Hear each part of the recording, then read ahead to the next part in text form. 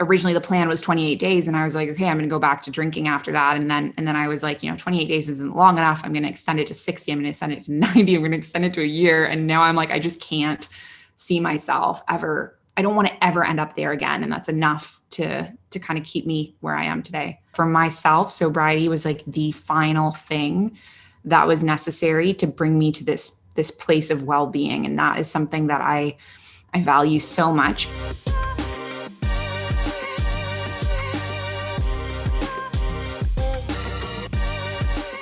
Hello, my name's Simon Tomlinson and welcome to the second episode of Your Tagline Here. This is a weekly podcast sharing real stories from real people. Each week I will interview a new guest to find out who they are and what their story is. And at the end of every episode I'll be asking the guest to provide their tagline for the episode to summarise their story into a short sentence that we can all remember it by. Today's guest is Alex McRobs, who is a yoga teacher from Canada and now lives and works in Abu Dhabi. Alex successfully stopped drinking alcohol back in 2019, and since then she has become a sober coach, helping other people to banish the booze, and she also has her own podcast about being alcohol-free, which is called the Sober Yoga Girl. Today she's going to be talking about why she stopped drinking, how she did it, and what her life is like now that she's managed to quit for over 2 years. Before we speak to Alex, I would just like to mention our sponsor, KickLab, who are a digital marketing company based in Birmingham in the UK, and who have very kindly provided us with this amazing studio. KickLab have over 15 years of experience specialising in branding, websites, search engine optimization, paid advertising, social media, and more. So if you want to grow your business online, just head over to kicklab.com, which is KIKLAB.com. And without further ado, let's meet Alex. Hello, Alex. Welcome to the podcast. It's great to have you here. Hi, thank you so much. I'm so happy to be here.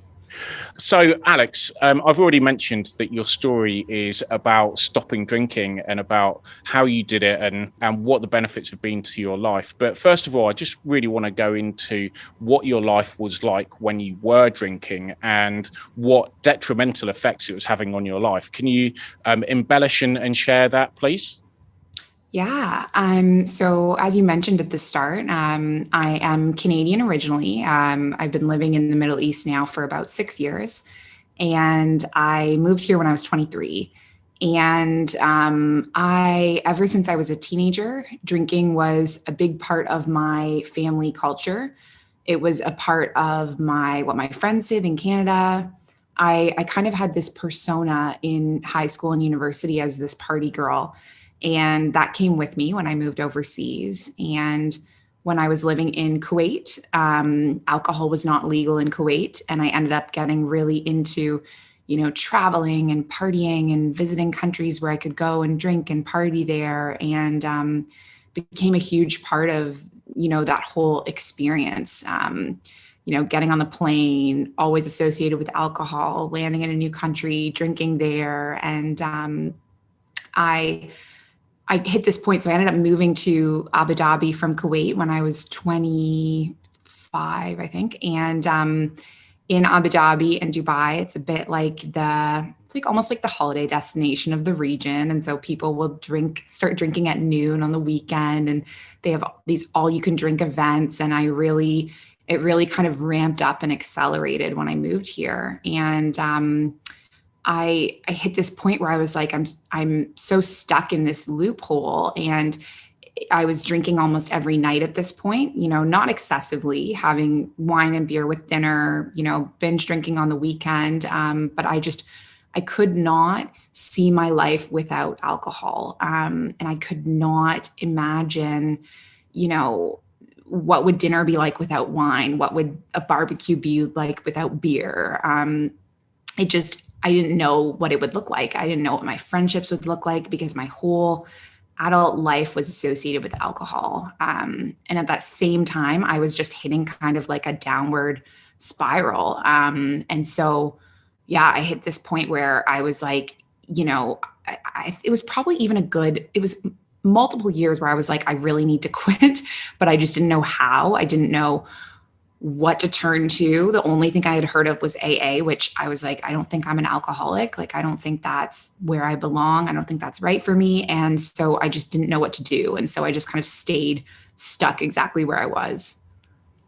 Yeah. So how long do you think it was when you first realized that you wanted to stop drinking before you actually made that decision and were able to actually do it? You know, I remember the point in time in which I started to realize that my drinking was abnormal. It was a really long time ago. I was really young. It was before I even left Canada. And what it was I moved in with some new housemates, and all throughout university, everyone around me was drinking excessively. All my friends were drinking a lot, and so nothing seemed weird. But I ended up moving in with a roommate. A friend's little sister, and they were all athletes. And for them, it was like, they did not drink during the week. And if they went out for a drink and they said, let's go for a drink, it was literally one drink. And I remember, and this was before I even moved to the Middle East, and I remember moving in with them. And that was the first time that it occurred to me. I was like, maybe my drinking is abnormal. And I just had never been, in comparison to other people's drinking as such to realize that. And so that was 2014. I didn't quit until 2019. So it was probably 5 years. And then there were other incidents over time, like a couple years later, my partner moved in with me, and I was like hiding my drinking from him. And I was like, okay, this is probably not good. But it must have been, I think I was worried about my drinking, but I didn't know what to do. And I don't think I ever started actually thinking about quitting until probably maybe end of 2018, beginning of 2019. So it was a long period of me like being worried about it, but not being ready. And, before I finally took the plunge. Yeah, I definitely know what that's like. And there's a lot of elements within your story that I can associate with, because for anyone who's watching who doesn't know, I've actually stopped drinking myself. And that's how I've come to know Alex. And yeah, I know what you mean about drinking being part of the culture and just kind of getting sucked into it and going along with the flow of everyone else, and not really recognizing that there's anything wrong with it until you start hanging out with people who don't drink to that same sort of level. And then that makes you realize, oh, hold on, is my drinking, is it too much? And you can kind of look at your life with a slightly different lens. But then when it gets to that point, then actually making the decision to stop and actually going through with it is, or can be, a very difficult thing. So what was the main thing that made you say, right, this is it, I've got to stop drinking now? I don't think there was one sort of big night or big, in particular, rock bottom. There was a period of time in which I realized that my drinking was starting to become a problem. I remember in 2019, I had some really big, holidays planned, traveling planned. And the first was, I traveled around Southeast Asia for Christmas of 2019. And I remember being on this trip. I was on this program trip where one of the nights included a night at a Laotian village. And it was New Year's Eve, and they did not drink in the village. And I couldn't drink alcohol on New Year's Eve. And I literally went so far as was trying to plan a flight to Bangkok so that I could actually celebrate New Year's Eve. And that was kind of a moment where I was like, wow, the fact that the lack of alcohol is really shaping my evening and it's ruining my evening for me. That was kind of a red flag. Around this time, I started to see targeted ads for this program that I eventually joined that helped me quit drinking. And I was getting them on my Instagram, my Facebook. And what that did was it really put this nugget inside my head. And I was reading other people's stories. It was so inspiring. And they were people that were like me, people who didn't identify as alcoholics, considered themselves sort of regular drinkers, quit drinking, had totally transformed their lives. And so I was, reading these stories And then there were a few other sort of incidents along this time period, one of which, I had family and friends come visit me in March of 2019 for the Special Olympics. And, we went out the whole holiday. I was taking them around, touring around Abu Dhabi, and everywhere we went had to be a place where you could drink. And in Abu Dhabi, you can only drink at hotels because it's like not part of the local culture. And so I'm taking them to these like 5-star hotels. And I realize, I'm planning this whole thing around this. And then, I get party so much, drink so much that I'm completely hungover and destroyed for the actual Special Olympics event, which was like a huge thing. He won, my friend's brother won gold for Canada. And it was a huge late night thing because we had to stay until like midnight until the, award ceremony. And I was completely exhausted because we had gone out partying the night before. And, this is another moment of me realizing like, wow, this really is not bringing any positivity to my life anymore. Like, this is not fun anymore. And then, but I couldn't quit because I had this another big holiday planned. And I was like, being sober would ruin the holiday in my mind. So I had one more thing. I was backpacking around Morocco with my mom. And on that trip, it was really like everywhere. It was the same thing. Everywhere we went to had to have alcohol. And in Morocco, there are some areas of the country where alcohol is not accessible because it's, a Muslim region or whatever. And so I'm strategically planning the trip with alcohol in my backpack, carrying it around. And it's my birthday and we're staying in a homestay at the top of the high Atlas Mountains. And I end up carrying this wine in my backpack, up my back, like up the mountain. And I said to my mom, you can't share this with anyone because it's my birthday and we only have one bottle and it's not enough. And so the two of us drank this wine and it wasn't enough for me to get drunk because it was like one bottle between the two of us. And I was drinking so heavily at this point. And that was the night when I was like falling asleep and I was like, I can't do this anymore. And so, but of course I could not quit then because I was still on vacation and I was like, my vacation will be ruined. So I drank for like 4 more nights. And then it was on the flight from Casablanca to Abu Dhabi that I was like, I'm done. And, it was originally 28 days sober. It was not ever going to turn into what it did. And yeah, so I said I was taking a break and then that was that.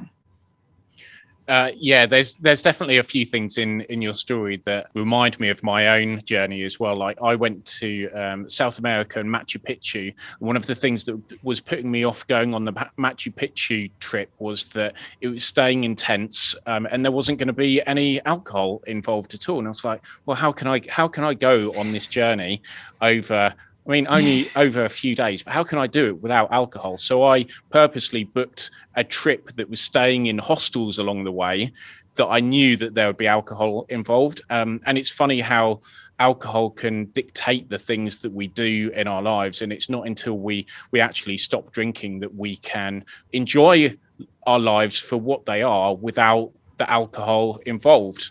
So you said that you started with this 28-day break. Did you find that difficult to do the 28 days? Yeah.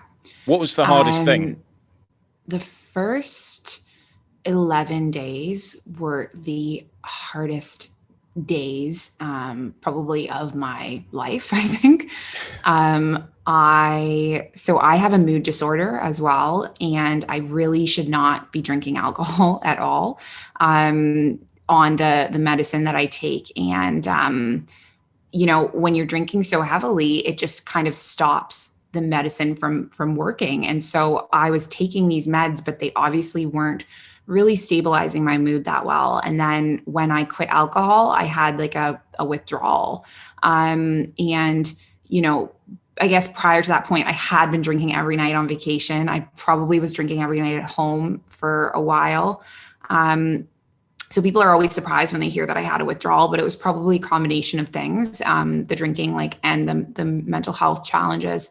But I hit a very, very low point. And pretty much at every point I was crying. Like if I was not at work, I was crying. I was even crying at work. I remember I had a panic attack on the fourth day about something that is just so ridiculous in retrospect. It was the most ridiculous thing. I had applied to so in Abu Dhabi for teachers, they provide us with housing, an apartment, and I have a beautiful apartment. And, I was completely broke because I was spending so much money on partying. But I was convinced that the problem was that I was in this apartment. And if I moved out and saved money on rent, then it would solve the problem, when in retrospect, it was the partying. But anyway, I was late on the form submission. So it was my own fault. And then my application to move out was denied. And I literally had a panic attack at work about this, could not stop crying. My boss ended up catching me, walking down the hall, and was like, some grade 1 teacher. She's like, you cannot be with the kids right now. And I went into her office, and they were unbelievably supportive. And I, at this point, could not even bring myself to tell her, I'm 5 days sober. I couldn't even tell her the truth of what was going on. But I think they were very worried about me because I was clearly just not in a good space. And I look back now and I'm like, this is obviously, I was upset that this form did not come through, but it's really not the end of the world. There are way worse things. But because I was struggling so much with my withdrawal and my mood and my anxiety and my depression, and it was all kind of really coming to a head at this point. And so, yeah, oh my God, it would have been so easy to just go back to drinking. Because drinking can numb us from that crap. But the thing is that I think I knew at that point that drinking was making it worse rather than making it better. And I just needed to get through whatever it was, 10 days, 11 days, 12 days. And I knew that I would get to the other side. And so that was the hardest thing, those 11 or 12 days. And then I hit a point where it all came back into kind of even keel. Everything came into balance. I think it was around maybe 2 weeks alcohol free.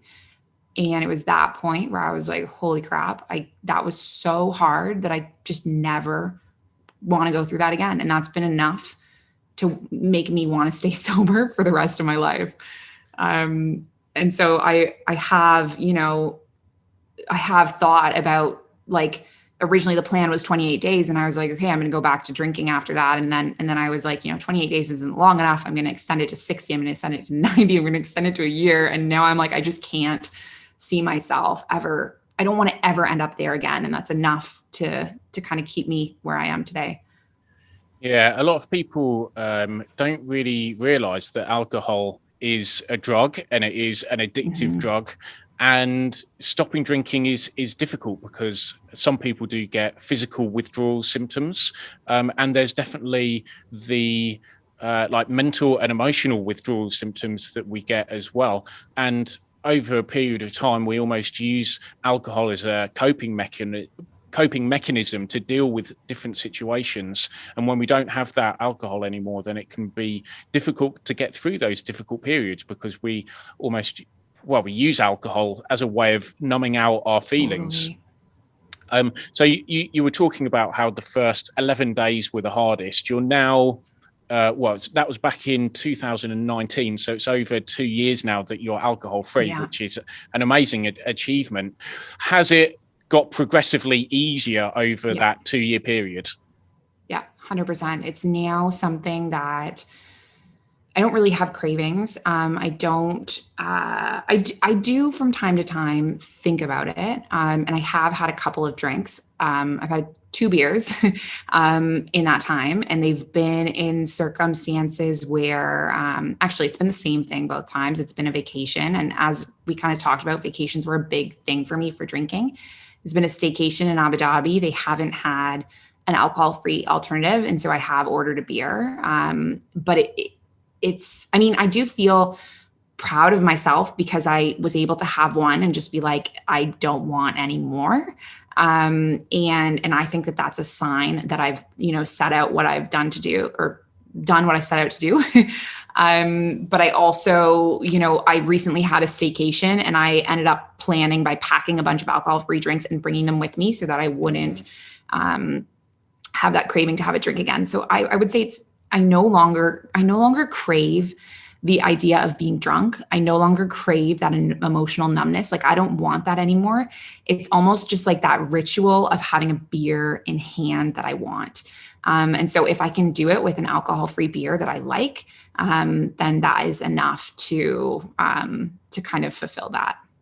Yeah, and those alcohol-free beers, like there's a huge selection of them out there now. Yeah, Just over the totally. last couple of years, it's really grown, and the quality of them is amazing. Like some of them, if you gave an alcohol-free beer to someone and you didn't tell them that it was alcohol-free, I would guess that 99% of people wouldn't notice that it didn't have alcohol in it. That's how good and how effective they are. And I know from my own personal experience that they are really helpful in those social settings, because it makes you feel like you're fitting in with the crowd of other people. You're not the only one there with a glass of water. So it just helps to connect with people. And sometimes, again, from my own experience, like if I do have a craving for alcohol, if I have an alcohol-free beer that's just sat in the fridge, then it helps to just take the edge off those cravings as well, which is really useful. So now that you are 2 years without drinking alcohol, what would you say the main benefits are? Oh, there's so many. The biggest thing is my mental health, for sure, and that is what I say all the time. And I think, like, there's so many different things that make up your mental well-being, and it's not necessarily, sobriety is not necessarily the fix for it all. You might need other things like yoga or therapy or medication or whatever. But for myself, sobriety was like the final thing that was necessary to bring me to this place of well-being. And that is something that I value so much, because, it was so many years of me not being happy and trying to be happy. And so for sure, my mood, my mental health. Also, I just feel better. I wake up in the morning. I don't regret things I've done. I'm not anxious. I feel like I have more wholehearted and deep friendships and connections with people around me, because they're no longer they're no longer affected by alcohol. Alcohol is a social lubricant, but you also don't remember the things you talked about the next day. And being able to have connections that I remember and that are deep and meaningful it's so different from my drinking days. Yeah, and it's something I really like about your story, and from when we've talked about things in the past, is that it's not about what you're missing by being alcohol free. It's about what you're gaining by being alcohol free, and all of those things that you've talked about.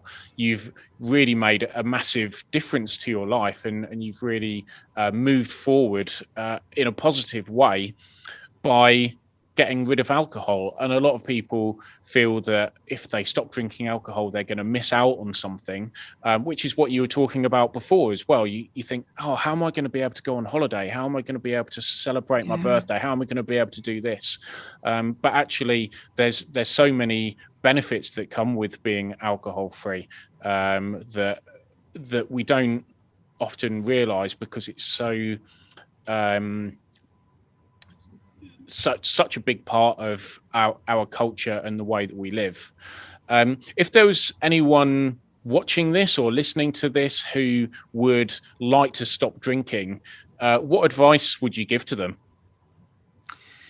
I would say, so a few things. Like, I started small, did my 28 days. I think dipping your toe in the water and just saying, I'm going to take this many days off alcohol, whether it's 2 weeks, whether it's a month, whether it's 90 days, I think it's much easier to take it little by little rather than say, I'm going to quit forever. So I would recommend starting small. I would also recommend look out there and find your people. There are so many amazing groups out there and programs, and you don't have to do it alone. And I think I tried really hard to do it alone. And, I thought I was the only person struggling with my drinking. And, I really feel that there's starting to become so many different programs that there's something out there for everyone. I was part of 1 Year No Beer. I now run my Sobercurious Yoga programs. I was speaking earlier today. I did a podcast interview with someone who she's called the retired party girl, and she does like retired party girl meetings for, young women in North America. And so there really is something for every different kind of person. And I think look out there and see what you can find, because it's so important to walk alongside other people rather than do it alone. Yeah, that community is really important. And I think in the past, the only community that there was Alcoholics Anonymous. Yeah. And I feel the same way as you, that I tried going to a few Alcoholics Anonymous meetings, but I didn't really feel like it was the right thing for me. But now that there are so many other options out there, there really is something for everyone. So I just want to now go into how you became a sober coach, and also, actually, first of all, what is a sober coach? Yeah, it's a great question. So I am a certified life coach, and basically what a coach does. So life coach, but I ended up sort of niching my work into sobriety along the way. It was never what I originally planned. But I would describe coaching as, so often people ask, what's the difference between coaching, consulting, and counseling? And I would say counseling is very much about, going into trauma, going into the past, maybe people with a mental health diagnosis who need focus on that. That would be kind of the support of a counselor. And a consultant is more of someone who's an expert giving advice to someone else on, how to go about something. And a coach is very much like I use motivational interviewing skills to help people tap into their inner wisdom and move to where they want to be faster than they would on their own. So, I work with all types of people, all different walks of life, and it's very action oriented, very goal setting. We'll look at your life in a picture, a pie chart using a tool that I designed, and kind of break down all the pieces and figure out what is going wrong. That, in the majority of times I'm working with people in sobriety. And so it's like, what is going on in my life that's making me want to drink so much? And how can I create a life that I don't need alcohol to escape from?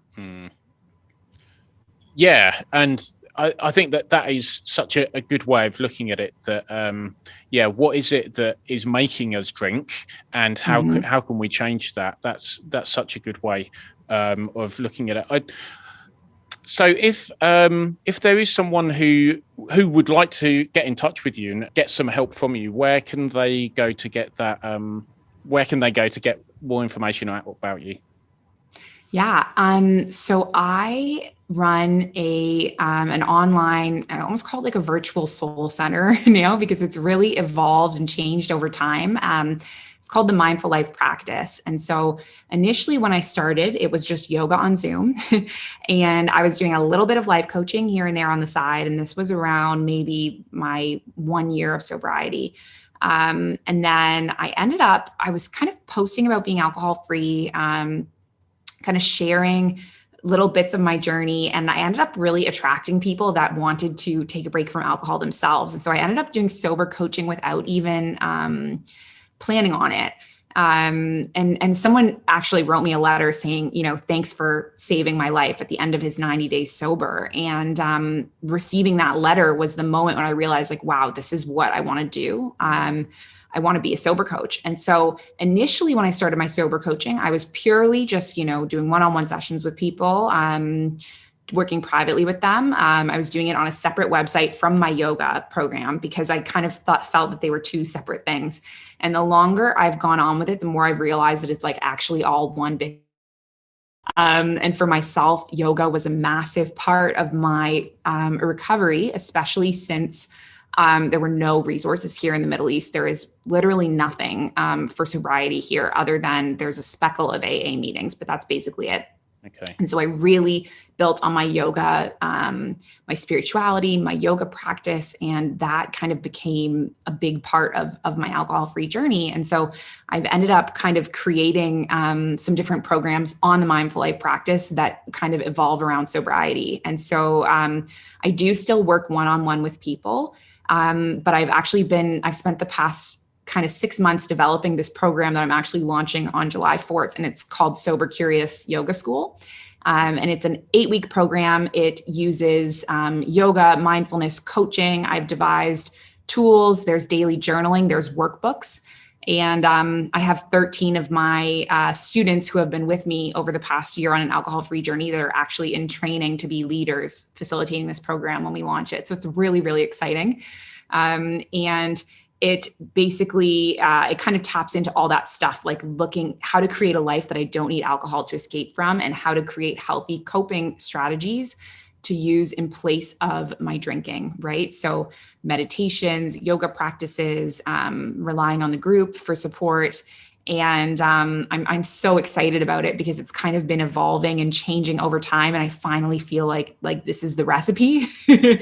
And so that is where I can be found. So those are my primary things. You know, I do yoga for everyone, for all people. And that's kind of the umbrella of the Mindful Life practice. And then Sobercurious Yoga School kind of falls under that umbrella, as well as my one-on-one work with people. I really like the sound of that program, and it sounds very different to other things that are out there, and providing other tools that can be really helpful, because I know mindfulness is a really powerful tool that people can use. Yoga is really good for physical health, but also for mental health as well. And those things, alongside the community aspect of it, and those coping mechanisms, sounds like a really valuable and powerful package that you're providing to people. So yeah, I wish you all the best of success with that. It does sound like a really positive and powerful thing that people can use.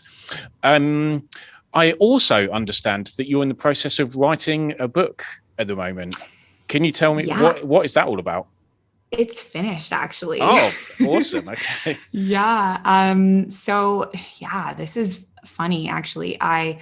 About a year ago, I was planning on writing. I was planning on writing daily emails to give to my sober yoga community, which back then was called Sober Girls Yoga. It's now evolved to be Sober Curious Yoga. But I was going to write a book of, like, you know, a year of messages for people on a sober journey. That was what I was doing. That's what I sat down to do.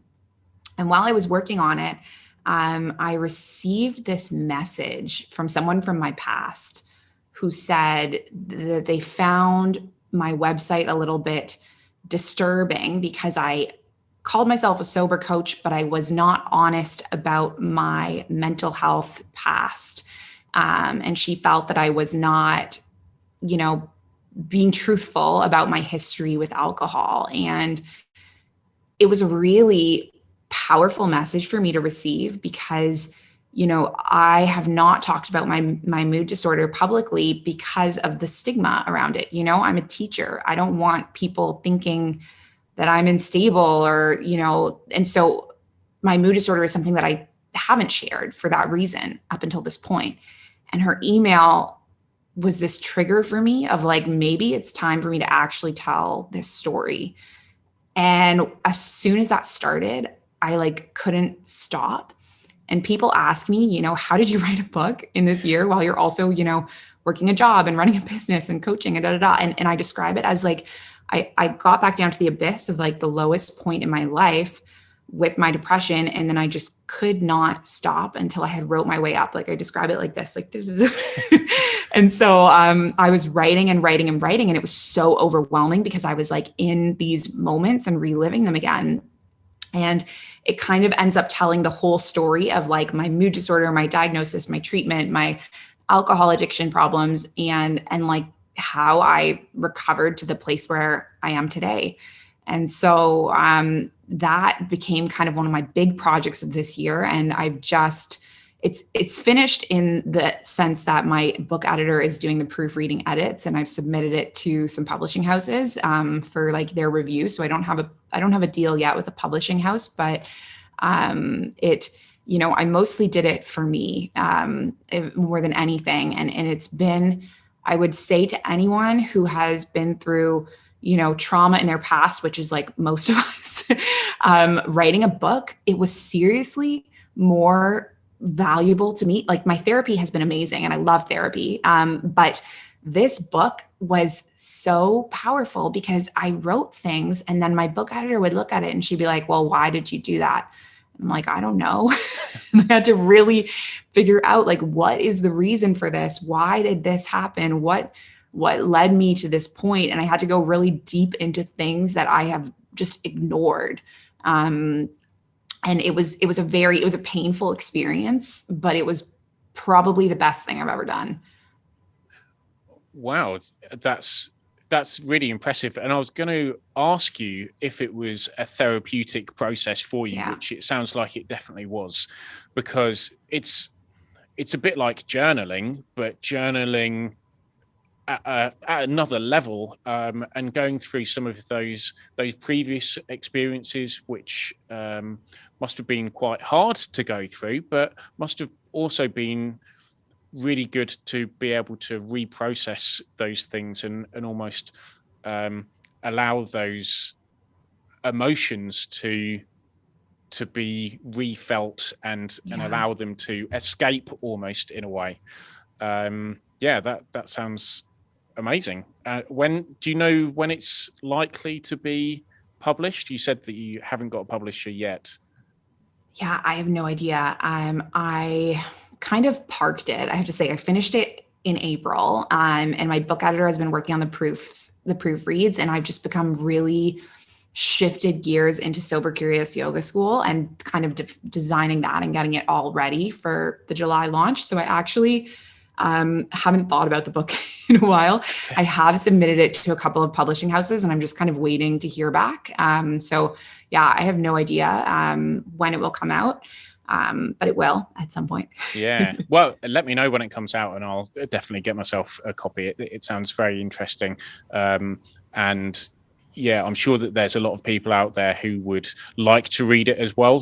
People who have been through similar experiences, because it's nice to be able to know that we're not the only one going through these kind of challenges. Just one final question with the alcohol. Do you think that you'll ever drink alcohol again? I mean, I did say like I've had a couple beers in this past year. So I made it to my 1 year, no beer with no alcohol at all. I had a couple this year. If I do ever drink, it will be within the context of like, maybe it's a wedding and I have a bit of champagne from a champagne toast, you know, or maybe there's an occasion where I will like, I don't want to say I'm going to be sober for the rest of my life, because you know, like after I quit drinking, I was vegetarian for a little while and now I'm eating meat again. Okay. And so it's like, I don't know if I'm going to permanently be sober for the rest of my life, but I don't ever want to get to the point that I was ever at in the past. I don't want to be drinking. I don't want to drink more than a special occasion once a year type of thing, you know? Because it's so addictive and it's so destructive. And that downward spiral is like, you know, once you're out of the abyss, you're like, I don't want to go down there again, you know? So yeah, definitely. And I think like, if you can get to a point where you can have one drink every now and again, then there's absolutely nothing wrong with that. But if it gets to a point where you're getting drunk several times a week, then that's definitely not something that you probably want to repeat again. But yeah, thank you for being on the podcast.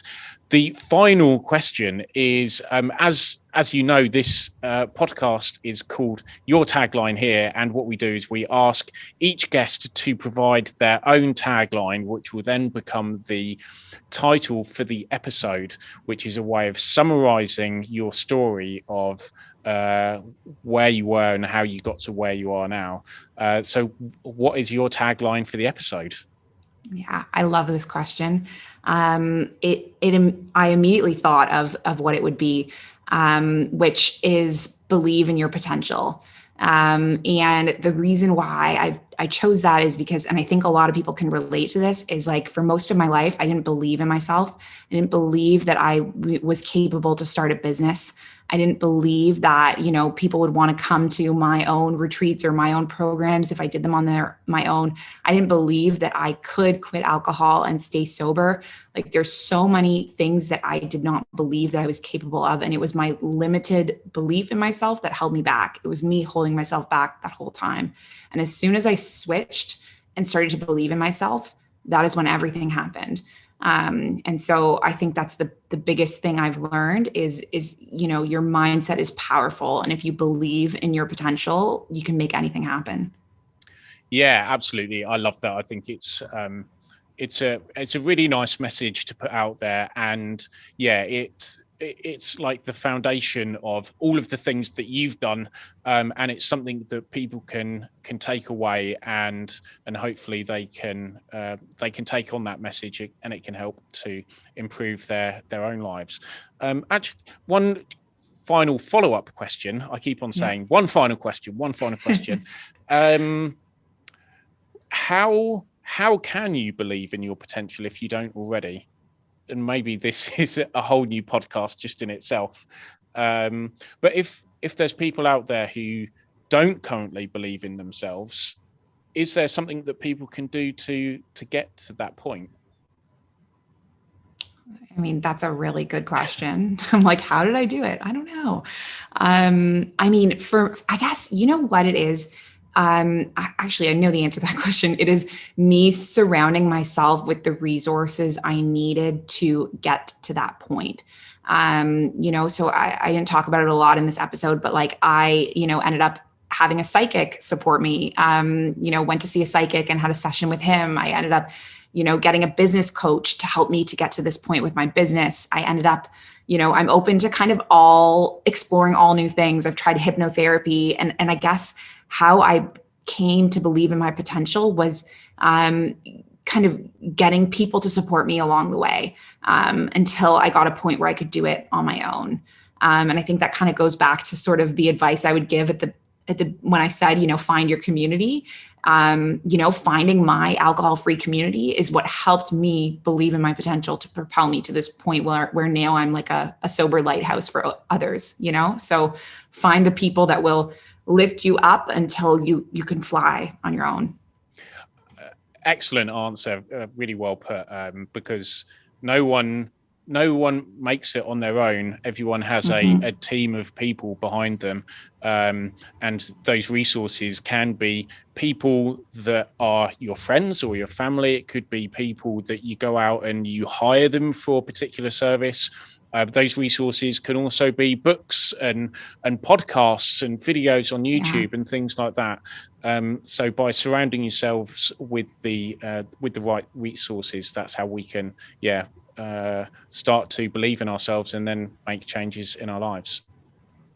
Alex, thank you so much for being on the podcast. It's an amazing story. It's really inspiring, and I'm sure that everyone who's listening has really enjoyed it, found it entertaining, and learned a lot from it as well. So I wish you all of the best for the future.